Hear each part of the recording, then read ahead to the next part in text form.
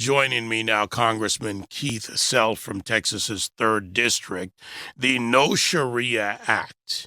Now, I want to make this clear, and the congressman will certainly make it even clearer, I believe, that coming to the United States is a privilege. Emigrating legally to the United States is a privilege. We have restrictions on behavior, and we should, as do many other nations.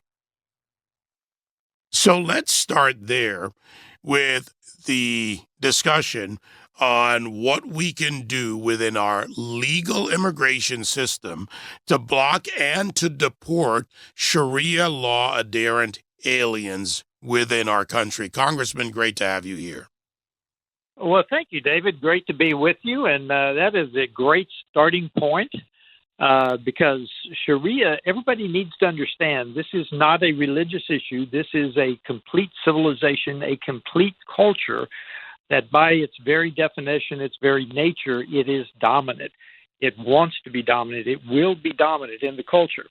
So, yes, we've got two bills, actually. The No Sharia Act, the one that you referenced, restricts any U.S. court from taking a judgment or a decree from a Sharia court. And frankly, we've had an example right here in my district several years ago now. A divorce contract that was written under Sharia law was accepted by one of our district courts. And that's how they're doing it, is through contract law.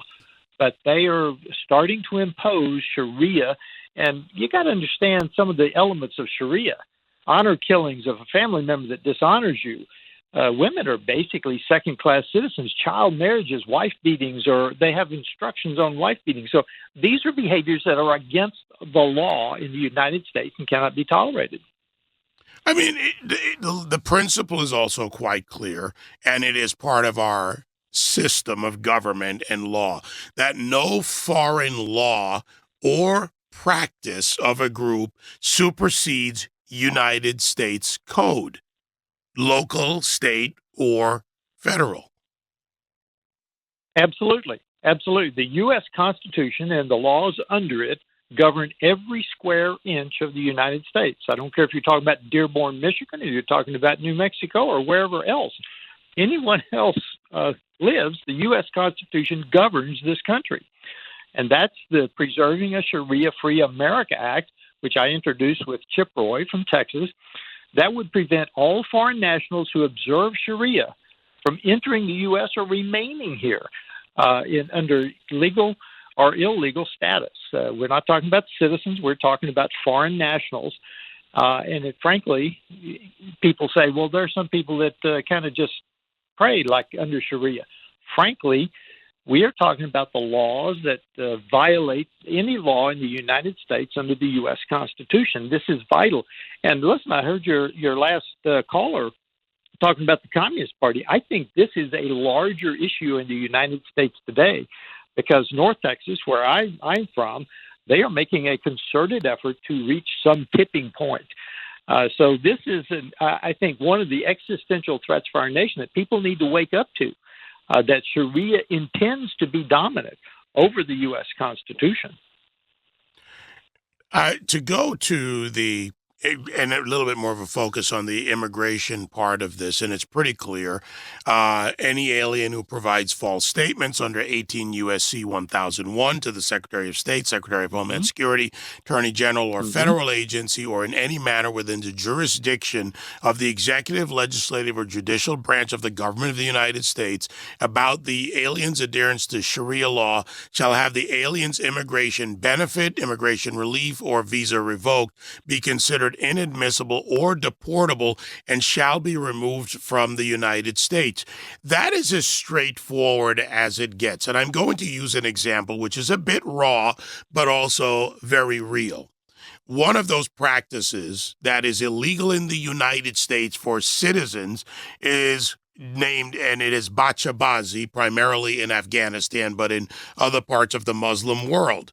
Boy play in Persian. That is the literal translation. That is illegal in the United States. A minor cannot consent to sex with an adult. Yet within some parts of the population, I'm not accusing everyone, but within some parts of the population, and we see this playing out in other countries as well, in the United Kingdom and in other nations, this is happening. It's illegal under U.S. law. It certainly should not be tolerated by someone who is not a citizen of the United States. What you said is very clear. If you violate the code of conduct, the laws of the United States, or if you lie to get in, you cannot remain here. That's exactly what the Preserving a Sharia-Free America Act is. This will get pushback, David. We need to be very clear. We're talking about removing people who want to change our culture, our very culture, our way of life, our Western values. Sharia is not compatible with the United States Constitution. This will take vigilance and it will take diligence. I mean, to be very clear about this, those who adhere to or prefer the imposition of Sharia law, whether here in the United States or others. I've actually gone to mosques in past years and interviewed those on camera with the question, does Sharia law supersede the Constitution of the United States? And I've gotten plenty of yeses in mosques in New York City and in other areas. It is incompatible with any non-Sharia society.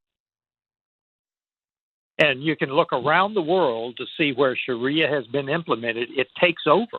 It dominates. And that's what they fully intend to do in the United States. I mean, we've already got no-go zones where police don't go in Michigan and California. Just here in Dallas, and just outside of my district, an Islamic imam called the police on another Muslim who was talking to a Christian pastor, just because they were standing on the street and talking. A Christian pastor and a Muslim, an imam called the police on them. That's dominance. That is an effort to be dominant. And you've heard the story about the Muslim mayor in Dearborn telling a Christian citizen of Dearborn, Michigan, he was not welcome in the city. That's what we're referring to here, and it's creeping and it's moving. That's what we, Chip Roy, Randy Fine, and I, in these two bills are trying to stop. Stay strong on this one. There will be attacks. There already have been. But the facts are the facts, and that's where we stand. Congressman Keith Self from Texas's 3rd District.